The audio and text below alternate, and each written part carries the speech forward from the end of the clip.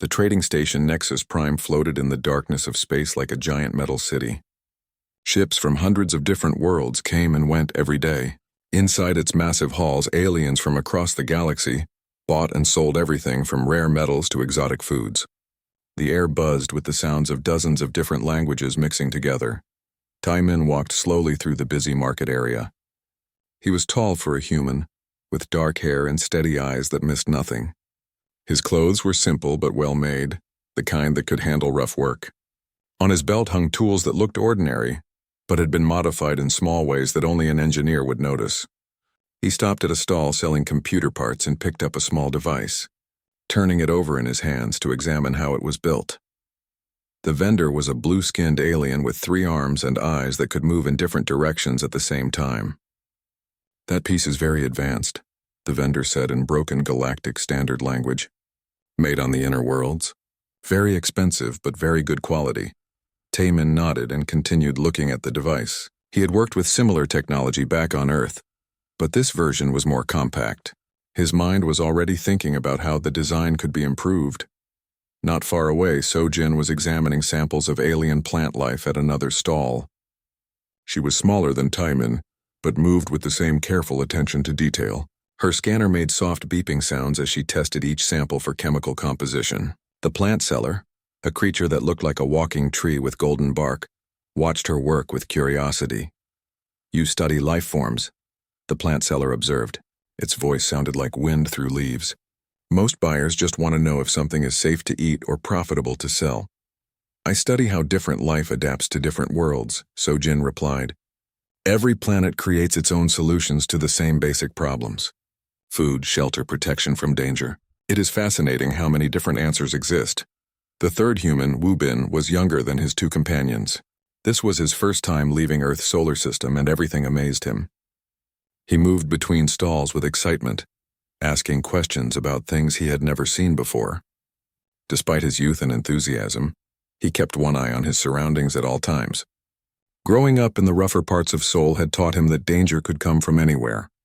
High above the market floor, on a walkway designed for the station's taller residents, something watched the 3 humans. The Vorthak hunter stood perfectly still in the shadows between 2 support pillars. Its body was built for killing, 7 feet tall with lean muscle under dark gray skin. 4 eyes arranged in pairs gave it perfect depth perception and a wide field of view. Its hands ended in claws that could tear through most armor. But those were not its real weapons. The hunter had been tracking these particular prey for 2 full days. Its employers had told it that humans were new to the galaxy and easy targets. Soft skin, no natural armor, no claws or fangs worth mentioning. They relied on tools and technology which could be disabled or taken away. The bounty for bringing back proof of a human kill was higher than usual, which meant the employers really wanted these creatures dead. The hunter had killed representatives of 43 different species during its career. It had learned how each type of alien fought when cornered. The rock-like Gornaks tried to crush their enemies with brute strength. The snake-like Zilthians used speed and poison. The insect-like Kethmarans worked in groups and used advanced weapons. Every species had patterns, and the hunter had learned them all. Its bioweapon, a living tool that grew from its right forearm, had adapted to counter every known form of defense in the galaxy. The weapon could change its shape, hardness, and even its chemical composition based on what kind of enemy it faced. Against Gornak Stoneskin, it became a high-frequency vibration blade. Against Zilthian speed, it formed a wide net with paralyzing toxins. Against Kethmaran energy shields, it shifted to a form that could pass through their barrier frequencies. The weapon had never failed. Not once. The hunter watched as the 3 humans continued their shopping, completely unaware that death stalked them from above. They moved like tourists, relaxed and curious about everything they saw. The younger one, Wubin, was examining a set of tools at a merchant stall. The female, Sojin, had moved on to looking at mineral samples.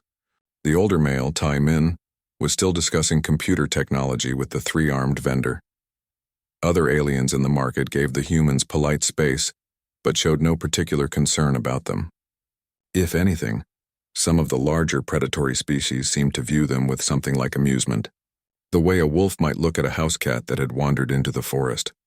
The hunter flexed its weapon arm, feeling the biotool respond to its mental commands. Soon it would descend to the market level and add 3 more kills to its record. The weapon was already beginning its analysis routine, using the hunter's enhanced vision to scan the human's body structure and movement patterns. By the time the hunter reached the market floor, the weapon would be perfectly configured to kill human prey with maximum efficiency. But first, the hunter wanted to observe a little longer. It had learned that studying prey behavior before the kill often revealed useful information. Some species had hidden weapons or unexpected defensive abilities. Others had sensitive hearing or smell that could detect a hunter's approach. A few had shown surprising speed or strength when threatened. The humans showed none of these warning signs. They seemed soft and weak, just as the employers had promised. Their attention was focused on their shopping rather than on watching for danger. They carried no visible weapons beyond simple tools. Their movements were economical but not particularly fast or strong. The hunter began to make its way down to the market level, moving from shadow to shadow with practiced stealth. Other aliens unconsciously moved away from it as it passed, their instincts recognizing the apex predator even when their conscious minds did not. This was normal. The hunter was used to being the most dangerous thing in any room. As it reached the main market floor, the hunter's weapon completed its analysis and began to shift into its optimal configuration for human targets.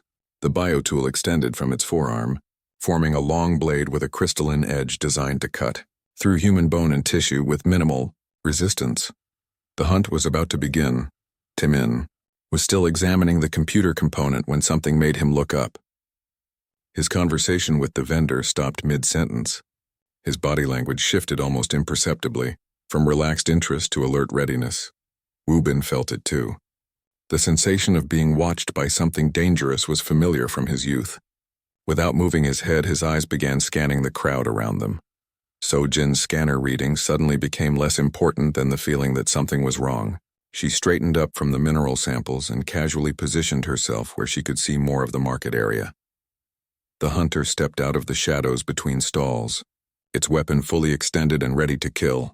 It expected to see fear in the humans' faces, the same terror it had seen in dozens of other species just before they died. Instead, it found itself looking into 3 pairs of calm, calculating eyes that showed no fear at all. For the first time in its hunting career, the Vorthak felt something it did not recognize or understand. The hunt had begun, but something was already going very wrong. The hunter moved through the crowd like a shadow made solid. Other aliens stepped aside without even looking at it directly. Their survival instincts kicked in automatically when the apex predator came near. A family of small furry creatures quickly gathered their children and moved to a different section of the market. A group of tall, thin aliens with silver skin suddenly found urgent business elsewhere. Even the larger, more dangerous species gave the hunter plenty of space. This was normal. This was how it always happened. Fear was a universal language, and the hunter spoke it fluently. The crystalline blade extending from its forearm caught the station's artificial light and split it into rainbow colors. The weapon had finished analyzing the 3 human targets. Their bone density, muscle mass, skin thickness, and reaction speeds had all been measured and calculated. The bioweapon had configured itself into the perfect tool for killing humans quickly and efficiently. The hunter had done this dance 43 times before with 43 different species. The pattern never changed. Approach the target, let them see the weapon, watch them freeze in terror or try to run, then strike before they could recover from their shock. Most prey died within seconds of realizing they were being hunted. But as the hunter pushed through the final group of alien shoppers separating it from the humans, something felt different. The 3 targets were not behaving like prey at all. Wubin had stopped pretending to examine the tools at the merchant stall.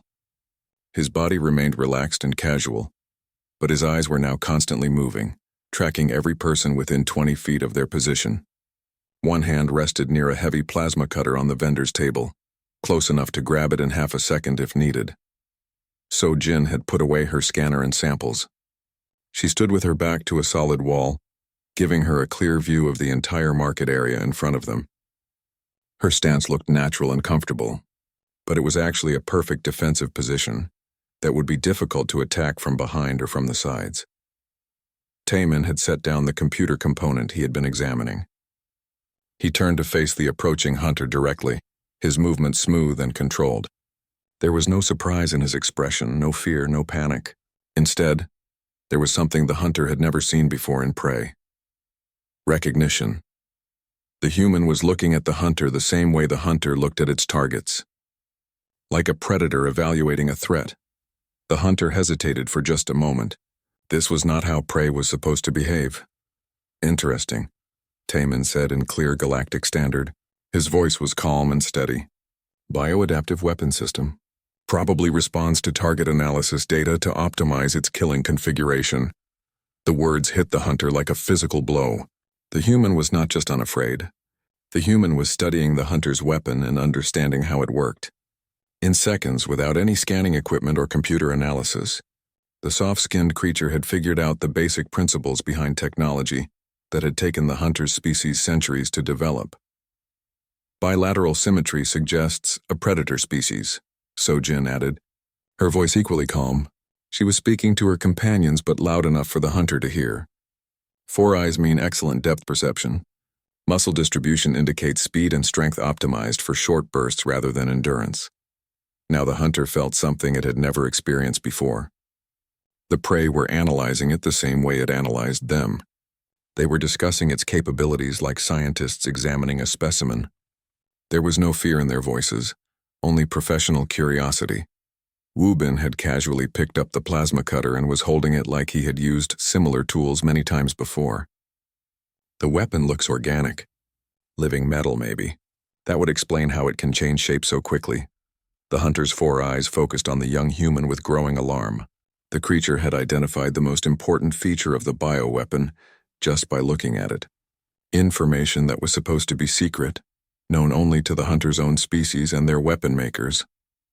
Other aliens in the nearby area had noticed the confrontation developing. Instead of running away in panic, as usually happened when the hunter revealed itself, many of them were watching with expressions the hunter could not understand. Some looked worried, but not for themselves.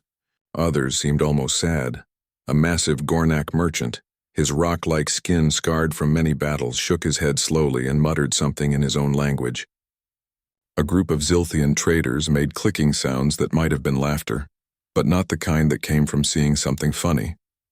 Several Keithmoran soldiers in the crowd were watching with what looked like professional interest, as if they were observing a training exercise they had seen many times before. "What are they saying?" Wu Bin asked Sojin quietly, nodding toward the alien observers. Sojin had learned several alien languages during her research travels. She listened carefully to the conversations happening around them. The Gornak said something like it chose poorly. The Zilthians are saying the hunter becomes the hunted. The Keithmorans are discussing betting odds, but not on whether we will survive. They are betting on how long it will take us to win. This information made no sense to the hunter.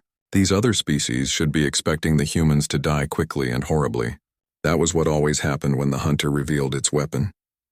Prey died, and observers either fled in terror or watched in fascination as superior predators eliminated weaker creatures, but these aliens were acting like they expected the humans to win. The hunter's weapon stopped its final preparations and began scanning the area around the three humans. Maybe they had hidden weapons. Maybe they had backup. Maybe there was some trick it was missing. The scan results showed nothing.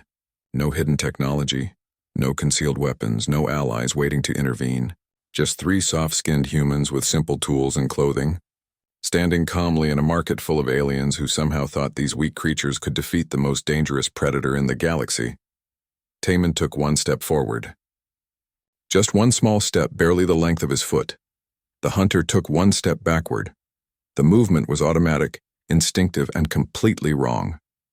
Predators did not step back from prey.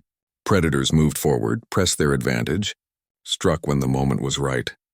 But something deep in the hunter's brain, older than language or conscious thought, was sending urgent warning signals. Danger, threat, not prey. Not prey, not prey. The three humans had not moved aggressively. They had not drawn weapons or made threatening gestures. They had simply stood their ground and looked at the hunter with calm, calculating eyes. But somehow that simple act of not being afraid had completely changed the nature of the encounter. "You know," Taman said conversationally, "on our world, we had many creatures much larger and stronger than us. Creatures with natural weapons far better than anything we could grow ourselves. So Jin nodded agreement. We were not the biggest predators in our ecosystem. We were not the fastest or the strongest or the most heavily armed.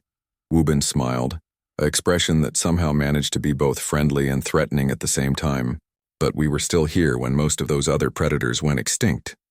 The hunter felt its weapon begin to shift uncertainly between configurations.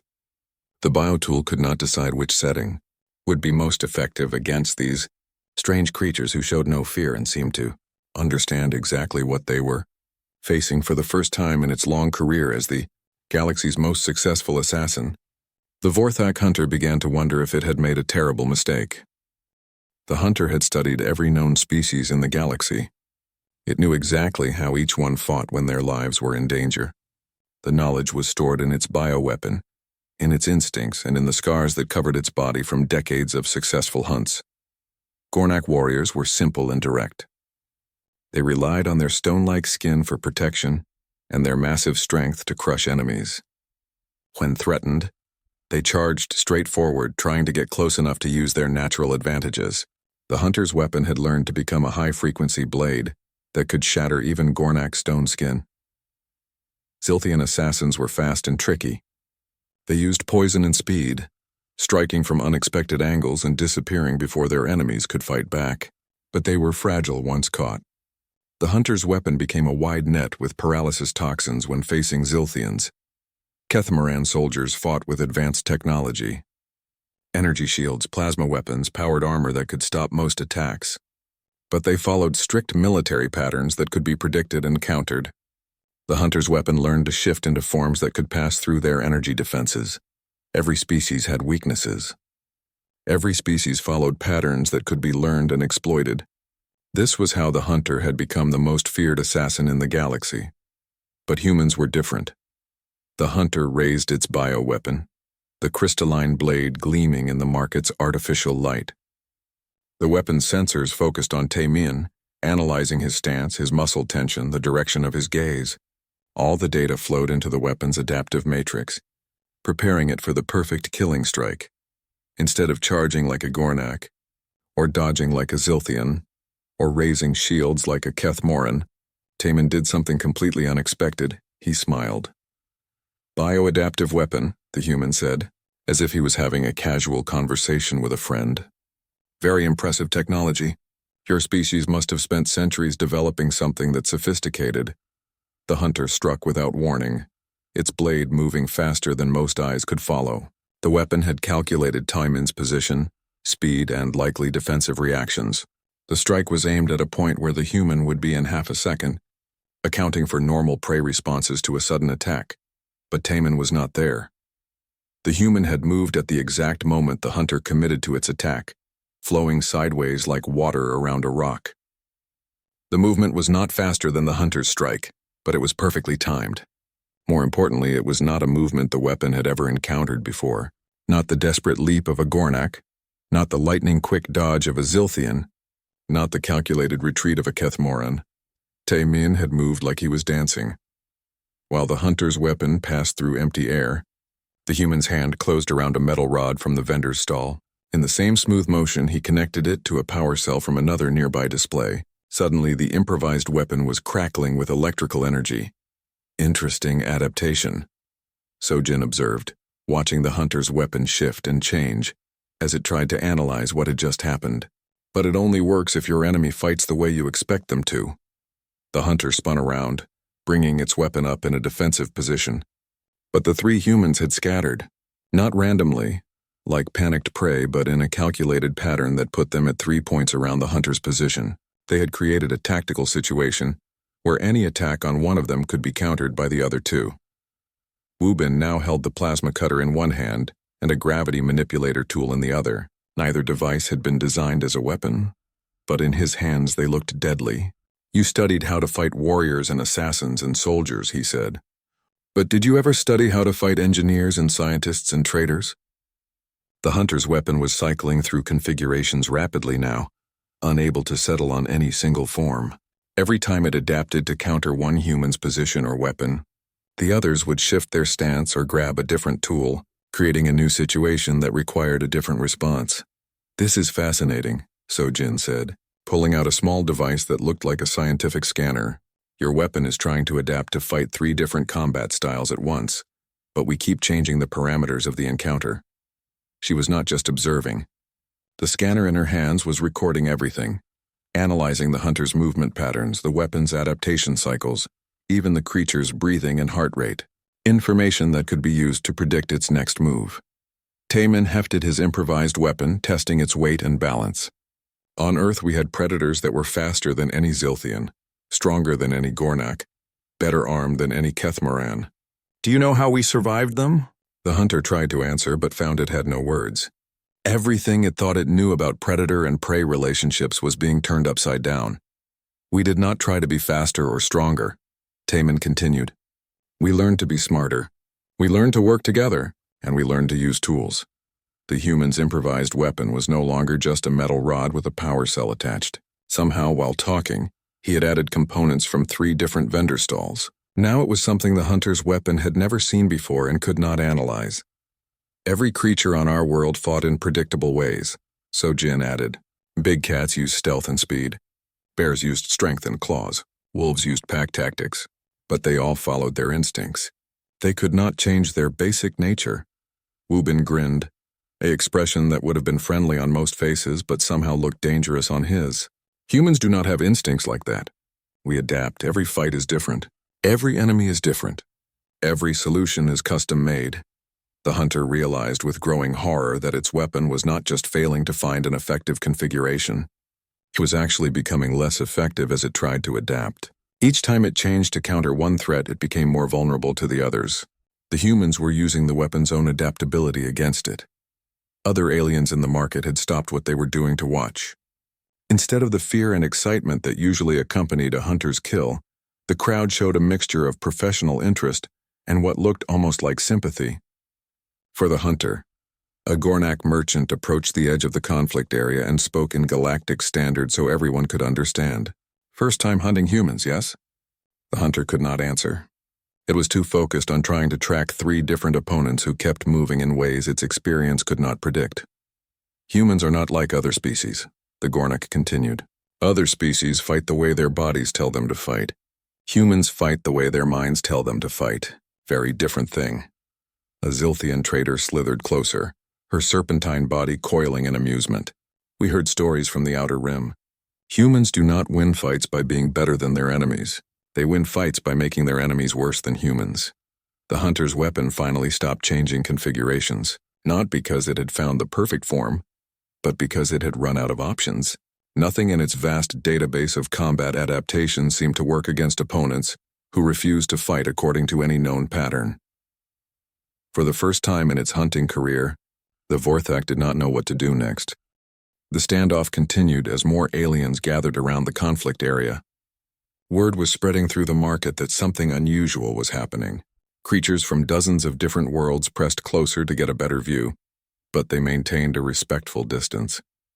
Not out of fear for their own safety, but out of what looked like professional courtesy.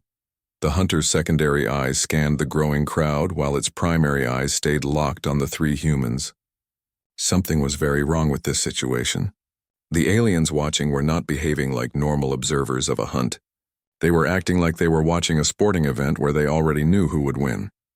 "Your weapon keeps trying to adapt," Taemin observed, still holding his improvised device in a ready position. "But it is designed to counter specific types of attacks and defenses. What happens when your enemy does not use standard attacks or defenses?" The hunter's translator crackled as it tried to form words. "All species have fighting patterns. All species can be studied and countered. This is universal law of survival." Sojin made a soft sound that might have been laughter.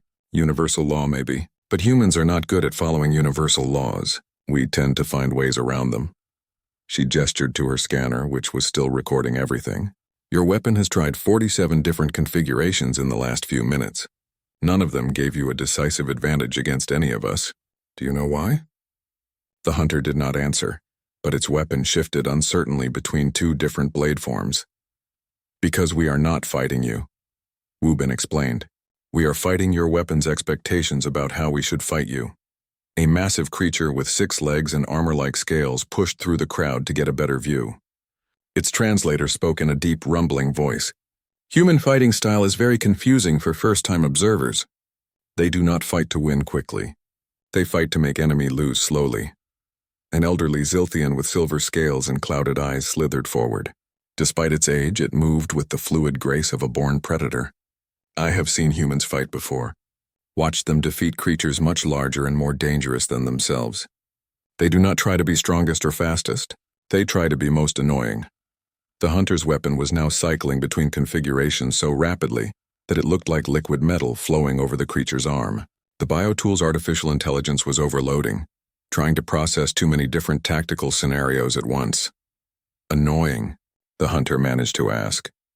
The old Zilthian's eyes glittered with what might have been amusement. Humans excel at being unpredictable. They change tactics constantly, use environment as weapon, turn enemy strengths into weaknesses. Very frustrating to fight against. Taman nodded respectfully to the elderly predator.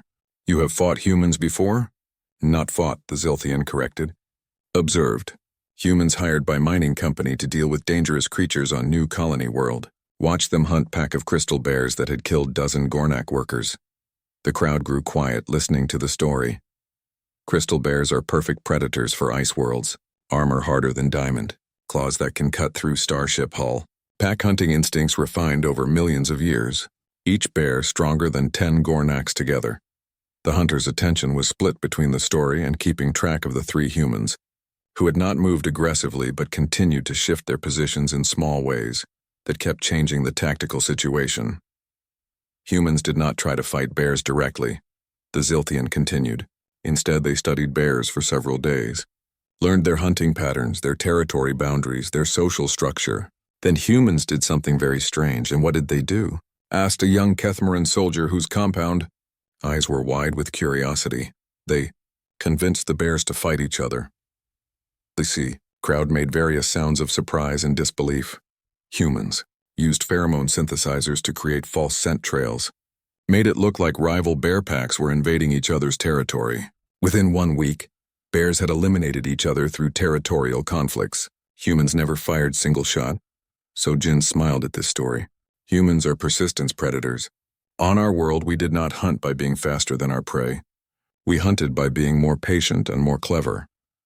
Your world must be a very dangerous place, observed a trader with blue skin and tentacles instead of arms. Every world is dangerous, Wu Bin replied.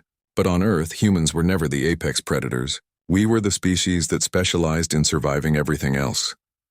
The hunter was beginning to understand something that terrified it more than any physical threat. These creatures had not developed natural weapons or armor or superior speed because they had found a different solution to the problem of survival. They had learned to turn the environment itself into their weapon. The bounty on your species, the hunter said slowly. It claimed you were weak, defenseless, easy targets. Taman's expression became serious. Who posted this bounty? The hunter hesitated. It had never revealed employer information before, but this situation had moved far beyond normal hunting protocols. Consortium of species from outer rim territories. They said humans were expanding too quickly into their space, taking territory and resources without proper respect for established predators. A Gornak merchant who had been listening made a sound like grinding stone. Ah, that explains much. What does it explain? So Jin asked. Outer rim species are used to being strongest things in their local space, the Gornak explained. They divide territory through combat. Strongest species gets best resources. When they heard about humans, they probably expected another warrior race they could defeat in honest battle. The elderly Zilthian made her species equivalent of a chuckle. Instead, they discovered species that does not believe in honest battle. Humans prefer effective battle. Wu Bin looked thoughtful. So they hired an assassin to eliminate us quietly, before other humans could learn what happened and respond. Logical plan, agreed a Kethmaran observer. If target species is weak and defenseless, less logical if target species is humans. The hunter's weapon had finally stopped changing configurations, not because it had found an effective form, but because its adaptive systems had crashed from trying to process too many contradictory inputs. I begin to understand, the hunter said quietly, why the bounty payment was so large, and why no other hunter would accept this contract. The crowd of alien observers made various sounds of agreement and sympathy. First rule of hunting, the old Zilthian said gently, is know your prey better than it knows itself. Second rule is never hunt anything that might be better at hunting than you are.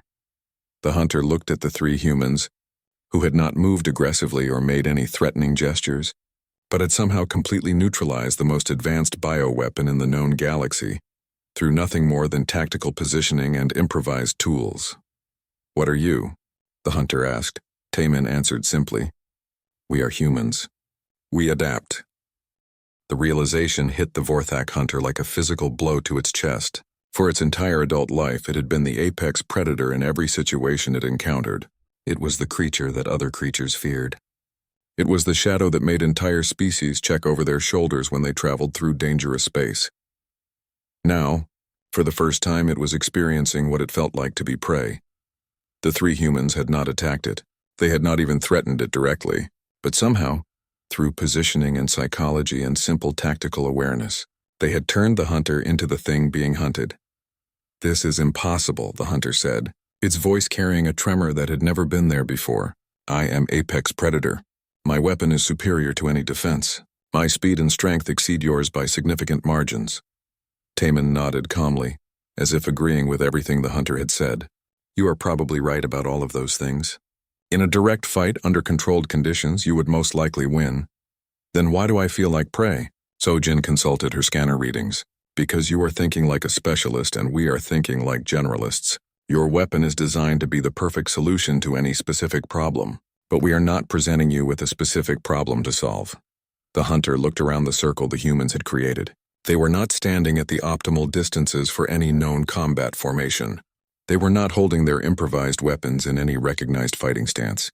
They were not even fully focused on the hunter itself. Wubin kept glancing at the crowd of observers. Sojin was still reading data from her scanner. Taman was examining the hunter's weapon with scientific curiosity, rather than fear or aggression. You are not fighting me, the hunter realized. You are studying me. We are doing both, Taman corrected. But the studying is more important than the fighting. Fighting is just what happens when studying is not enough. A small alien with gray skin and large eyes pushed through the crowd. It looked nervous but determined. Excuse me, it said in heavily accented galactic standard. I am Pakjin. I work in station security. There have been reports of disturbance in this area.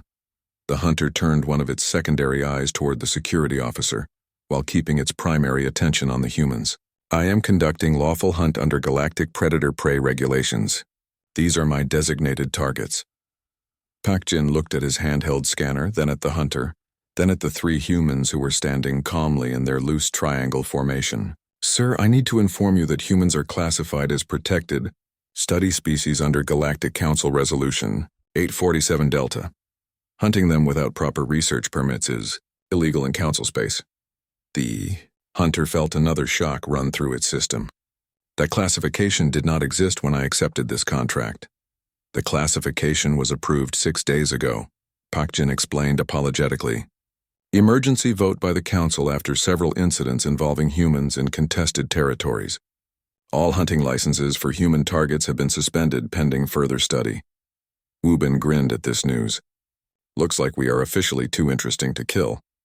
The hunter's weapon finally completed its system crash and began retracting into its forearm.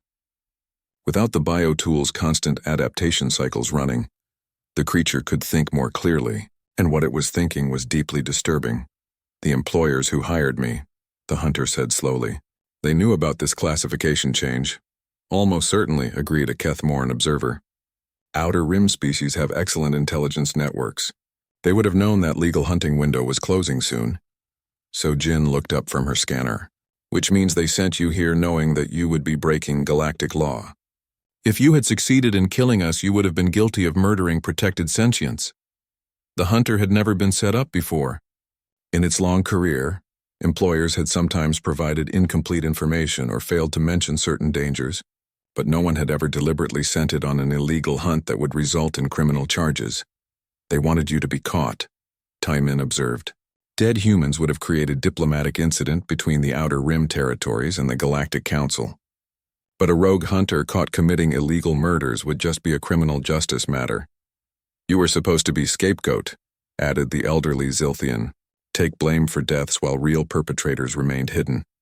The crowd of aliens was now looking at the hunter with expressions of sympathy rather than fear. They understood that it had been manipulated and betrayed, just as much as the humans had been targeted for murder. Pak Jin cleared his throat nervously. "Sir, I am required to place you under arrest for attempted murder of protected sentience. But given the circumstances, I am willing to accept statement about who hired you in exchange for reduced charges." The hunter looked at the three humans who had completely dismantled its confidence and tactical advantage without ever lifting a weapon in anger. Then it looked at the crowd of aliens who had watched the entire encounter with professional interest rather than fear. Finally, it looked at the small security officer who was offering it a chance to salvage something from this disaster. The contract was arranged by Thokmar the Destroyer, war chief of the Granite Fleet. He claimed humans were weak prey that could be easily eliminated before they established strong presence in disputed territories. Pak Jin made notes on his scanner. Thokmar has outstanding warrants in 17 systems for various war crimes. This information will be very helpful to council authorities. What happens to me now? The hunter asked. That depends, Taman said, speaking for the first time since the security officer had arrived. Are you interested in learning new hunting techniques? The hunter's four eyes focused on the human with confusion. What do you mean? Your bioweapon is impressive technology, but it is limited by its programming, Sojin explained. It can only adapt to counter known threats, but human fighting style is based on creating unknown threats. Wu Bin nodded enthusiastically. We could teach you how to hunt species that adapt to your adaptations, how to fight enemies that change their tactics faster than your weapon can change its configuration. The elderly Zilthian made an approving sound. Humans offering to teach apex predator how to be better predator. Very human solution to this problem. Pak Jin looked confused. You want to train the creature that just tried to kill you? It did not try very hard, Taman pointed out. A real assassination attempt would have started with environmental analysis, target behavior study, and multiple escape routes planned. This was just a straightforward hunt using standard predator techniques. The hunter felt something it had never experienced before. These creatures it had been sent to kill were now offering to make it more effective at its job. Not out of fear or in exchange for their lives, but because they found the challenge intellectually interesting. Why would you help me? The hunter asked. Sojin smiled. Because helping you become a better hunter means you will never again accept contracts from people who try to use you as a scapegoat. And because teaching you human tactics means there will be fewer misunderstandings like this one in the future. The hunter's weapon had fully retracted now, leaving its arm looking surprisingly normal and unthreatening. For the first time in years, it did not feel like a walking instrument of death. It felt like a student with much to learn. I would be honored to study with you, the hunter said formally. The crowd of aliens began to disperse, many of them making approving sounds about this peaceful resolution. The market slowly returned to its normal busy rhythm of commerce and conversation. But the hunter knew that nothing would ever be normal for it again. Today it had learned that being the most dangerous predator in the galaxy meant nothing if you did not understand what you were hunting. And humans, it was beginning to realize, were unlike anything it had ever hunted before. 3 days later, the hunter sat in a small cafe on the upper level of Nexus Prime, watching the three humans demonstrate something they called tactical flexibility. Below them, the market continued its usual busy routine, but now the hunter saw it with completely different eyes. See how the Gornak merchant arranges his stall, Taman pointed out, gesturing toward the stone-skinned alien they had met during the confrontation. Heavy items in front, light items in back. Clear lanes for customers to approach. Standard defensive layout for a species that relies on strength and durability. Sojin nodded, making notes on her scanner. Now watch how humans would arrange the same merchandise.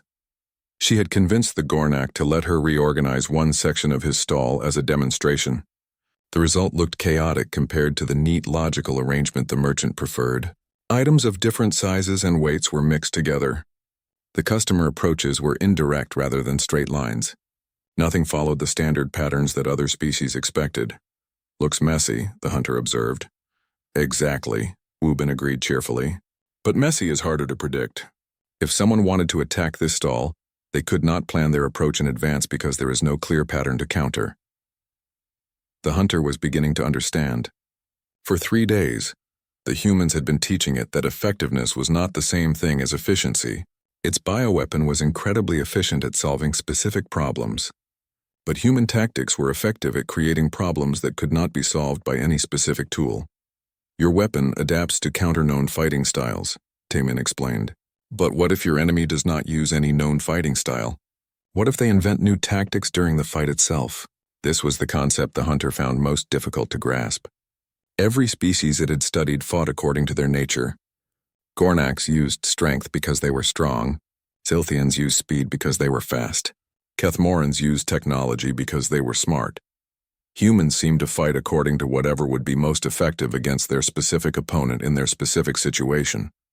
They had no single nature to rely on, which meant they could not be predicted or countered by any adaptive system.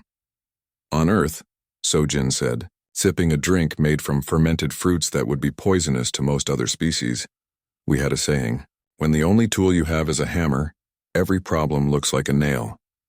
Your bioweapon is the ultimate hammer, Wubin added. It can change its shape and properties, but it is still just a tool for hitting things in different ways. The hunter looked down at its right arm, where the weapon rested in its dormant state. For years it had thought of the bio-tool as the perfect solution to any combat problem. Now it was learning that perfection itself could be a limitation. But how do you fight without relying on superior tools or natural abilities? The hunter asked. How do you win when your enemy is stronger, faster, and better armed? Taemin smiled, the same expression he had worn during their first confrontation. We cheat. Cheating is against honorable combat traditions, the hunter protested. Honorable combat traditions are designed by strong species to ensure that strength always wins, Sojin explained. Humans did not evolve to be strong, so we evolved to find ways around strength. She pulled up a holographic display showing various Earth predators. Look at these creatures. Every one of them could kill a human in direct combat. Faster reflexes, better senses, natural weapons, stronger muscles. The hunter studied the images with interest. Yet humans survived while many of these species did not.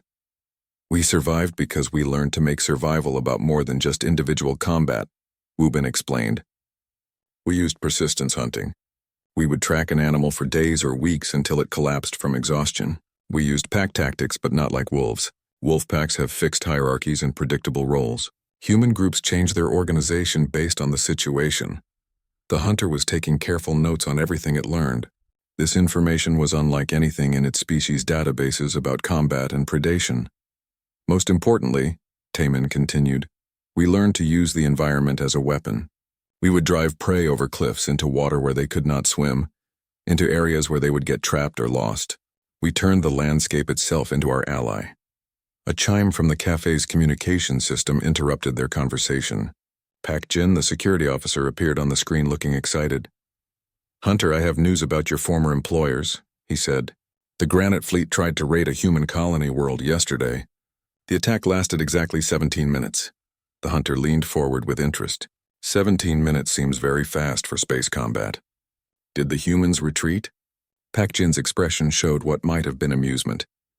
The humans convinced the Granite Fleet to surrender, without firing a shot. This news made no sense to the hunter.